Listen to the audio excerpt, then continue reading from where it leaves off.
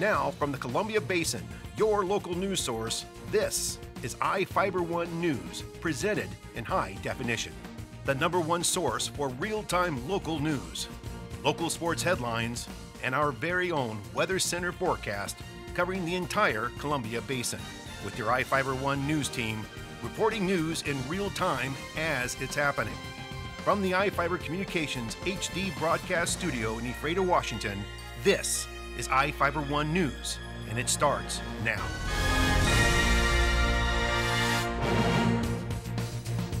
Welcome to iFIBER 1 News. I'm Cody Johnson reporting news from around the Columbia Basin for Thursday, May 9th. Tonight we report on how the proposed sheriff's substation was scrapped and how a group in Ephrata was reaching out to disabled veterans.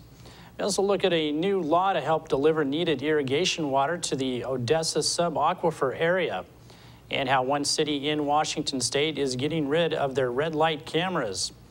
In sports, we're going to give you an inside look at racing here in the Columbia Basin. And our spotlight story tonight is about the dangers of driving impaired. And we have the latest weather forecast for the Columbia Basin from the iFIBER 1 Weather Center. Our top story tonight, a plan to add a sheriff's substation to the Grant County Fairgrounds has been scrapped. The county planned to purchase a 24-foot by 60-foot modular building to replace the present sheriff's building at an estimated cost of $70,000. The county planned in February to use a portion of $12 million in bond money to replace the building at the fairgrounds. The money was for a series of improvements, including new septic tanks, the 4-H building, and moving Airway Drive. Commissioner Carol Ann Schwartz said the project kept getting bigger and the commissioners decided to regroup. She said they would like the police presence at the fairgrounds, but sheriff's officials added items, including a garage. So instead, the existing building will get remodeled and only be used during fair time. A group came to Ephrata to help disabled veterans through a reach-out program. Here with the story is Spencer Graham. The veterans of Ephrata got a helping hand on Thursday as the Disabled American Veterans Mobile Service office rolled into town.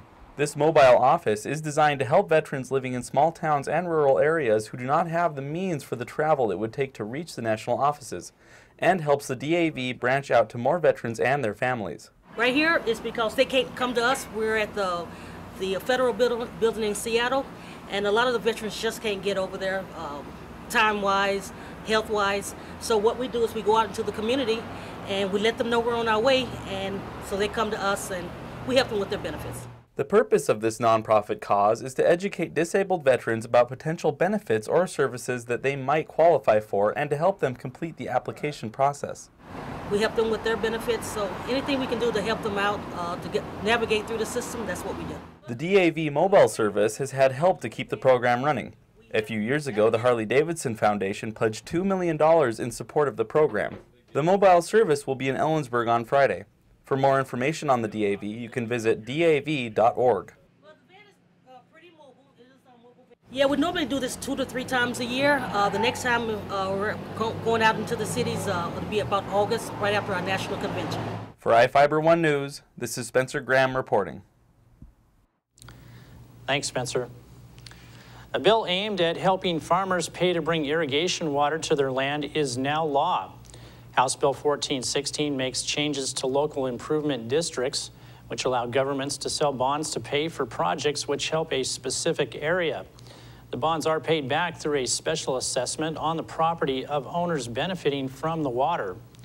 The bill is aimed at helping East Columbia Basin Irrigation District farmers in the Odessa sub-aquifer to institute plans to get irrigation water. Irrigation water will replace diminishing groundwater reserves in the area. The plan calls for diverting about 164,000 acre-feet of water from the Columbia River. It would widen about 43.3 miles of the East Lower Canal, put in 3 pumping plants, and about 150 miles of buried pressurized pipeline systems both north and south of I-90. Representative Judy Warnick said This has been a long process, so I'm pleased we're now at this point in the plan so we can protect $200 million in crops in the area that depend on irrigation. Each of the people you see here have warrants for their arrest and are wanted by various law enforcement agencies. If you see any of these people, the DOC asks that you not attempt to detain or apprehend them, but to call police. You can also call the Department of Corrections at 509-764-6180 during the day, or 509-762-1160 after 5 p.m. Stay tuned. We'll be right back after these messages with the latest from the iFIBER 1 Weather Center, and we've got sports and more news on the way.